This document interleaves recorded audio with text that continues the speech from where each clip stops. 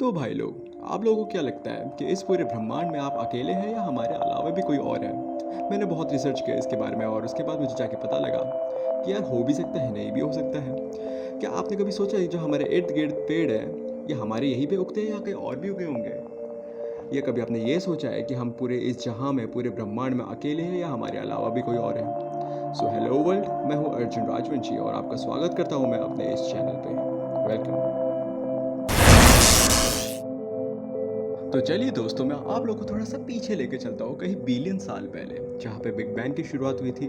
और शायद से हमारे साइंटिस्ट लोगों ने भी यही कहा है कि हाँ, बिग बैंग से ही यार ये पूरे ब्रह्मांड की शुरुआत हुई है। तो आप लोगों को क्या लगता है कि इससे हुई होगी? साइंटिस्ट का तो यही कहना है। और अगर बिग बैंग हुआ तो उससे पहले क्या था? कुछ भी नहीं, ब्लैकनेस। आप लोगों का क्या कहना है?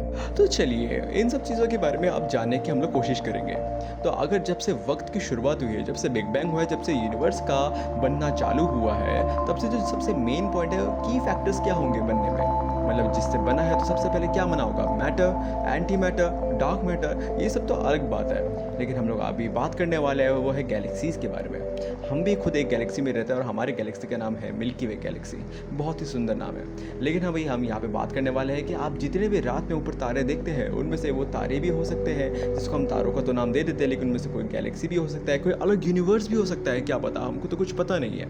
लेकिन साइंटिस्ट का माने तो जो यूनिवर्स होता है वो एक बबल की शेप में होता है, बबल के फॉर्म में होता है, उसी के अंदर सब कुछ पाया जाएगा। लेकिन हमारी जो गैलेक्सीज होती है वो एक टिमटिमाते तारों की तरह दिख सकती है, वो भी रात में। और हमारी जो मिल्की वे गैलेक्सी है, आप उसको भी देख सकते हैं रात में, अगर वहाँ पे आपके सराउंडिंग्स में लाइट पॉल्यूशन कम है। तो हम लोगों ने यहाँ पे जान लिया है कि भाई गैलेक्सीज बहुत बड़े होते हैं, ठीक है, और बहुत सारे तारों से मिलके एक गैलेक्सी बनती है। लेकिन अब हम यहाँ पे जानने वाले हैं कि सितारे, जो इतने सारे तारों को मिलके एक गैलेक्सी बनाते हैं, उन सितारों के बारे में लोग जानने वाले हैं। लेकिन उन सितारों में सबसे मेन सितारा कौन है? हमारा सूरज, हमारा सन, हमारा सोलर सिस्टम का सन, जो कि हमारा कर्ता धर्ता भी बोल सकते हैं, क्योंकि उसी से हमको जीवन मिला है। तो हम लोग यहाँ पे ये कह सकते हैं कि जो सूरज है वो हीलियम और हाइड्रोजन गैसेस से बना हुआ है, एक बहुत ही बड़ा बादल है, ठीक है, एक बहुत ही बड़ा गुब्बारा का बादल है, जो कि इतना वजन रखता है कि चीज़ों को अपने तरफ आकर्षित करता है, मतलब अपने तरफ खींचता है, अट्रैक्ट करता है। तो इसलिए सूरज बहुत ही ज़्यादा इम्पॉर्टेंट है हमारे लिए, बहुत ही ज़्यादा हमारे सोलर सिस्टम के लिए इम्पॉर्टेंट है, हमारी लाइफ के लिए इम्पॉर्टेंट है।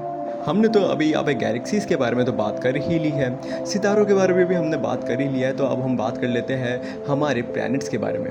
तो आप लोगों को तो पता जैसे कि होगा ही कि हमारे सोलर सिस्टम में 8 प्लैनेट्स है। अभी मौजूदा 8 प्लैनेट्स है। एक पहले 9 थे, लेकिन उनमें से जो प्लूटो है उसको ड्वार्फ करार दिया गया है। लेकिन हमारा जो अर्थ है उसी में जीवन है, वही सब कुछ है, हमारा कर्ता धर्ता भी वही है। तो भाई लोग, अब हम यहाँ पे बात करने जा रहे हैं पृथ्वी के बारे में।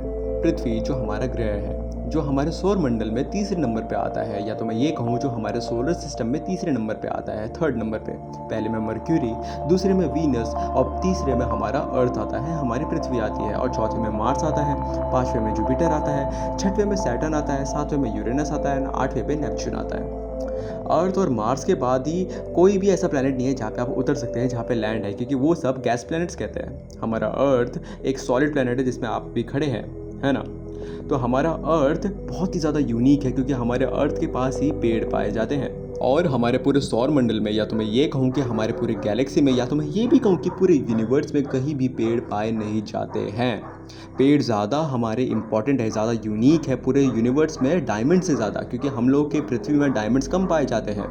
और मैं आपको एक और चीज़ बता दूं कि यूरेनस में तो भाई डायमंड्स की बारिश होती है, आप यकीन नहीं करोगे। हमारे यहाँ पे तो भाई पानी की बारिश होती है, लेकिन यूरेनस में डायमंड्स की बारिश होती है। अब हम लोगों ने तो बेसिक चीज़ें जान ली है कि भाई यूनिवर्स क्या होता है, गैलेक्सी क्या होता है, सितारे क्या होते हैं, स्टार्स क्या होते हैं, प्लैनेट्स क्या होते हैं, सोलर सिस्टम क्या होता है, ये सब तो हमको अब पता लग चुका है। अब थोड़ा सा मैं आपको थोड़ा सा थियोरेटिकली भी जाता हूँ ना, थोड़ा सा इंटरेस्टिंग चीज़ों में आते हैं, एलियंस के ऊपर, है ना। तो हम लोगों को कितना लगता था कि यार एलियंस आएंगे, यूएफओ आएगा, पृथ्वी तबाह होगी, है ना। मतलब ये सब सोचते थे हम लोग बचपन में कि यार एलियंस होते होंगे क्या नहीं होते होंगे। तो साइंस के हिसाब से मैं आपको बताने वाला हूँ। तो भाई लोग, साइंस के हिसाब से तो ऐसा कहीं भी यहाँ पे नहीं लिखा गया है कि भाई एलियंस है या एलियंस नहीं है, क्योंकि हो भी सकते हैं और नहीं भी हो सकते हैं ना, क्योंकि इतना अनंत ब्रह्मांड है हमारा ये। तो भाई लोग, कैसा लगा आपको ये वाला वीडियो? इस वाले वीडियो में मैंने आपको एक तरीके का इंट्रो दे दिया है कि मैं कैसे कैसे वीडियोस अभी बनाने वाला हूँ अपने इस चैनल पे, और कैसे कैसे किन किन चीज़ों के ऊपर मैं बात करने वाला हूँ आप लोगों के साथ। तो अगर आपको ये सब बातें अच्छी लगती है, इंटरेस्टिंग लगती है, तो मेरे साथ जुड़िए, और अगर नहीं तो प्लीज़ शेयर करिएगा। धन्यवाद।